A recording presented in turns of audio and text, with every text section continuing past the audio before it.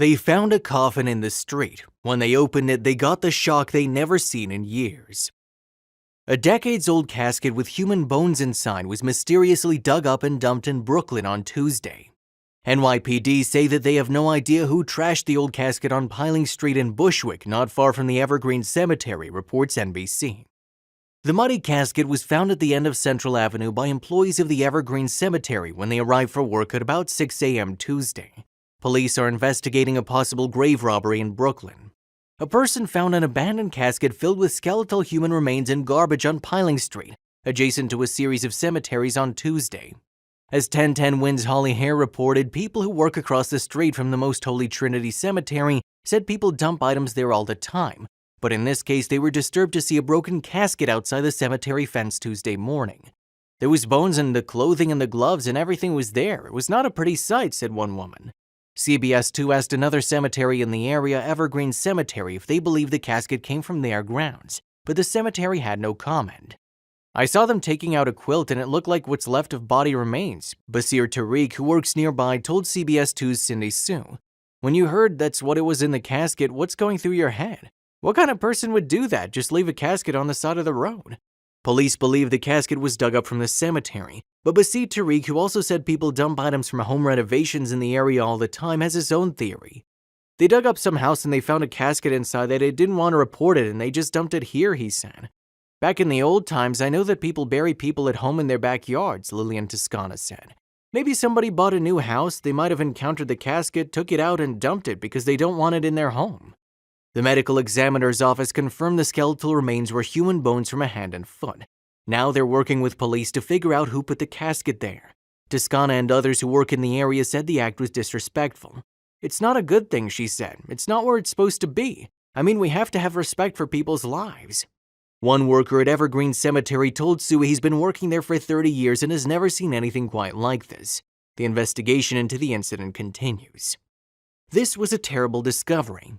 Police come across some strange things in their line of work, but members of one Wisconsin department found an empty casket sitting on the side of the road, and they're trying to return it to its owner. In a now popular post on its Facebook page today, the Adams County Sheriff's Office said the discovery was a first, writing of the casket, "We're pretty certain it did not come out of the ground, and there have been no reports of zombies in the area.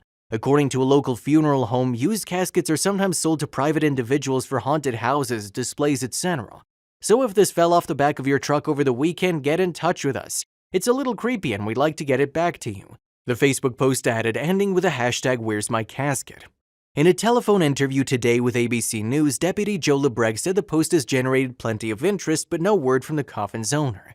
"Several people that have contacted us saying that they would like to take ownership of it when it becomes available," Lebregg said, but noted that the item wouldn't be up for distribution for a required waiting period of 60 days to 6 months as required by law. And then the original person who found it gets first dibs at it. If he or she doesn't want it, it's open to the public, Lebregg said. Police said they were called at around 4 p.m. on Saturday by a motorist who saw the casket on County Highway Z near the intersection of Dover Drive in Quincy Township.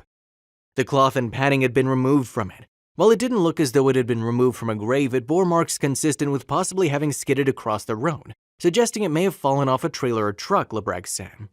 He said funeral directors in the area told police it's not uncommon for caskets to be sold to costume shops or people who run haunted houses or hayrides, or for homeowners for use in Halloween decorating. Caskets that have been used to show bodies that are later cremated are often also sold, Lebregg said. The Facebook post has been a big hit, Lebregg said, noting that it had been viewed about 80,000 times as of Tuesday afternoon, and many posters were having fun with the story. "The zombie theory explains many residents in Adams County. We now have a diagnosis," one poster wrote, while another added, "Some poor vampire has to sleep in a closet tonight." Another shocking discovery. It was a literal nightmare on Elm Street for a Texas woman who got quite the pre-Halloween scare when workers renovating her backyard this month found an old rusted coffin with bones still inside.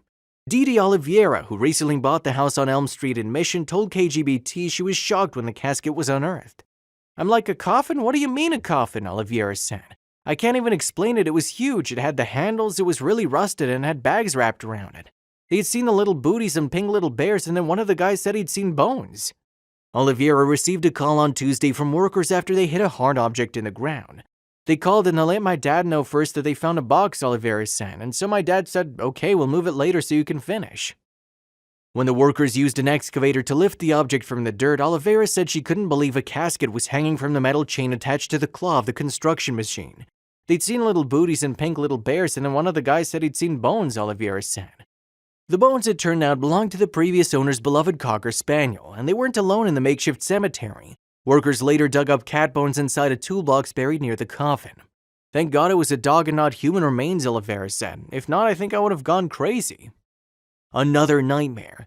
Dundee SAPS have opened an inquiry docket into the matter, and the coffin has been taken to the police station and kept in the stolen property storeroom. Courier readers were baffled to see an abandoned coffin in the bushes at the side of Cornell Street on Monday morning. In the early morning hours, passers-by stumbled upon what appeared to be a used coffin with traces of sand inside it. My colleague and I were heading to work when we saw a coffin in the bushes, which was spooky. More weird was that it still had earth inside, said a courier reader who wishes to remain anonymous. He added that the coffin looked like it had been dug up out of the graveyard and placed in the bushes without a corpse inside. My initial thought was that the body had been removed, and that this is when we contacted Dundee police and reported the matter. This means that even the dead don't rest in peace here in Dundee, as criminals are now digging up graves and taking out human remains. I just hope that it is not being used for muthi, said Lakanifo Mutembu. He advises that residents should check on their loved ones' graves to see that they have not been disturbed. Ndumeni Municipality Environmental and Waste Manager Zekele Mdaweni assured the community that no grave has been dug up, and that the coffin was not from the Dundee cemetery. The open coffin was found in the bushes. It looks like an old coffin that has been used for other purposes and not for burial, said Mdaweni. He added that no tombstone has been damaged or a new grave dug at the cemetery. I can assure the community that this incident did not happen at the cemetery. Every grave there is still intact, as well as the tombstone, said Mdaweni. He concluded by saying that it looks like the coffin was used for other purposes like black magic. Another wave of coffins in the streets. Hurricane Ida swept through Louisiana with furious winds that ripped roofs off buildings and storm surge so powerful it moved homes. What it wrought on the living, it also wrought on the dead, moving vaults and caskets and adding another layer of trauma for families and communities recovering from the powerful storm. Once you bury a relative, you expect that to be the permanent resting place, said the Reverend Haywood Johnson Jr., who lives in the small community of Ironton, south of New Orleans along the Mississippi River. Ida's surge destroyed nearly every home in the community and pushed heavy vaults, including those containing Johnson's mother and other relatives, from their resting spots into the streets. Some of those tombs weigh a couple tons, and the water just came and disrupted it like they were cardboard boxes. That was the force of the water, Johnson said. Louisiana's location in a hurricane-prone region, coupled with the cultural burial practices that often lay the dead to rest above ground, make the problem common in the aftermath of strong hurricanes or other flooding. Ryan Seidman chairs the state's Cemetery Response Task Force, which was formed after the 2016 floods in Baton Rouge led to the widespread problems at cemeteries across the flood-stricken region. Members of the task force start surveying cemeteries as soon as they can after a storm to assess damage. In some cases, storm surge or flooding from heavy rain can move the vaults so far that it's not immediately clear where they are buried. Often made of thousands of pounds of concrete or cinder block, vaults can have air pockets inside, and the concrete itself can actually be more buoyant than people realize, Seidemann said. They float. They tend to go wherever the water goes. We've recovered them from yards, levees, from underneath stairwells, he said. There's no rhyme or reason really to where they come to rest, and then it's kind of our logistical problem to figure out how to get them out of there. And recovery's just the first step. The team then has to identify the remains and often works with families to get Federal Emergency Management Agency aid for reburial costs. Even as they're working on post-Ida recovery, Seidemann said the task force is still dealing with damage from hurricanes last year that sent remains into coastal marshes. In the aftermath of a hurricane, having remains displaced is like opening up old wounds for families, Seidemann said. They're going to have to go through the whole grieving process again. It's also upsetting for people struggling to rebuild their homes or their businesses who come across a vault or casket on their yard or road, although Seidemann said people are generally patient and just want the remains returned to provide closure for families. Thomas Halco lives along Bayou Barataria, where it intersects with Goose Bayou in southeastern Louisiana. In the middle of his property is a small family cemetery, often referred to as the Lapidus Cemetery or the Parent Family Cemetery. After the hurricane, Halco found thick layers of mud washed over the property. One of his houses pushed off its 4-foot-high pillars, and 2 of the heavy stone vaults in the cemetery moved. One came to rest atop the levee that separates the property from the bayou. Across the road was another vault that Halco thinks was in the cemetery. It took quite a beating, Halco said, speaking of the cemetery. Gesturing to the vault on top of the road, he said, "That's one example."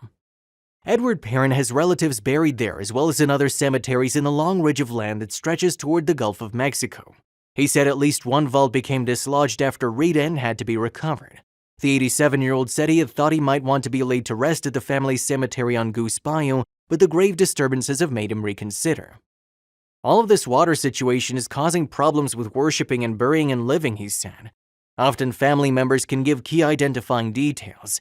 He recalled one case where they identified a woman's remains by the marbles her grandchildren put in her casket in honor of her love of the game. Sideman estimated it would take as long as 2 years to return all the remains displaced by Ida to their rightful places. That's about how long it took after the 2016 floods in the Baton Rouge area. The team has been in Ironton and Lafitte gathering the vaults and caskets scattered by the water. When they are identified, they will be reburied. In Ironton, Reverend Johnson said he hopes to have a ceremony at that time to honor the dead. What happened to this little girl was a miracle. This is the dramatic moment a 10-year-old girl was pulled from the rubble after spending 17 hours trapped upside down in debris from the Italian earthquake. The child was hauled to safety by rescuers who shouted "She's alive" as they carried her from the ruins of a building in the devastated central Italian town of Pescara del Tronto. Footage shows just the dust-covered legs of the youngster as emergency crews tried desperately to free her from the rubble. It was a brief moment of joy on a day in which at least 250 people were killed in the region, following a 6.2 magnitude quake in the early hours of the morning. She had spent about 17 hours wedged in a collapsed building that was once a picturesque hamlet. The frantic search for survivors of the Italian earthquake was continuing tonight, as witnesses likened the hellish scenes to Dante's Inferno, and shocking pictures showed how 4 towns were almost wiped off the map.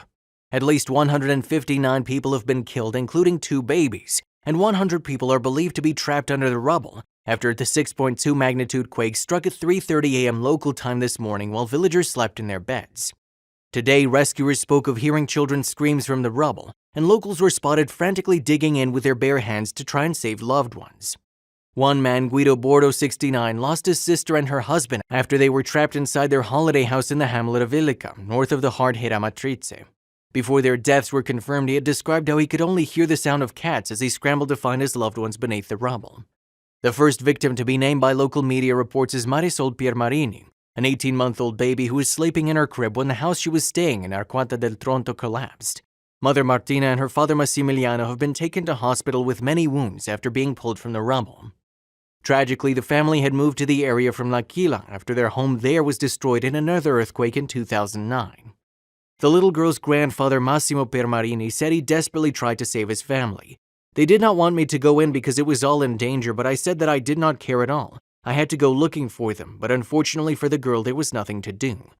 The quake, which devastated the mountainside towns and villages of Amatrice, Accumole, Arquata del Tronto, and Pescara del Tronto, was so powerful that it even rocked buildings in the center of Rome, more than 100 miles away, and was felt as far away as Croatia. Survivors today described apocalyptic scenes in towns and villages at the border of 3 regions, Umbria, Lazio, and Marcia, near their city of Perugia, which is especially popular with British holidaymakers. Some of the worst damage was suffered in Pescara del Tronto, a hamlet near Arquata in the Marcia region where the bodies of the dead were laid out in a children's play park. Hundreds of people were to spend a chilly night in hastily assembled tents with the risk of aftershocks making it too risky for them to return home. But as the desperate search for survivors continued tonight, an 8-year-old girl was pulled alive from the rubble. They faced the terrifying prospect of aftershocks last night, some of which were so strong they were felt 100 miles away in Rome. Rescuers are particularly fearful about the fate of up to 70 guests who were staying at the village's Hotel Roma. The town's bell tower remains one of the few still standing. Its clock stopped at 3:37 a.m. when the tremor struck.